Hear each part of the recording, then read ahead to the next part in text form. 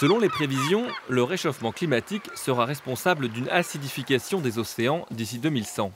Ifremer vient de mener une étude sur les huîtres pour en déterminer l'impact sur leur développement.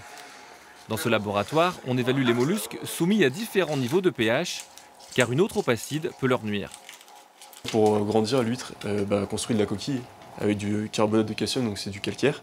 Et évidemment, en fait, si le pH diminue, ça va dissoudre en fait, la coquille, donc elle n'arrivera pas à croître comme une huître dans des conditions normales. Dans ces colonnes d'eau, des larves microscopiques. Les chercheurs ont travaillé sur les différents stades de l'huître. Ils ont conclu qu'elle résistait mieux que prévu. Concrètement, le pH de l'eau du globe est autour de 8 aujourd'hui. Il devrait descendre à 7,7 en 2100. Les huîtres supporteraient correctement jusqu'à un pH de 7,3 selon l'étude d'Ifremer.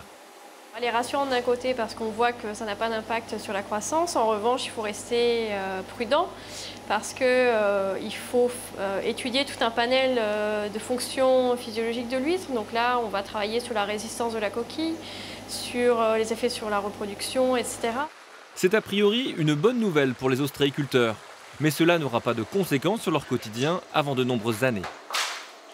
L'acidification des océans, qui est liée au réchauffement climatique global, est quelque chose qui nous intéresse assurément, mais quelque chose qui nous concernera sur du très long terme. Quelque chose qui vraiment impactera nos cultures d'ici une dizaine, une quinzaine d'années, où on commencera sans doute à le voir. Et actuellement, les professionnels de l'huître ont d'autres sujets de préoccupation, comme celui de la qualité de l'eau.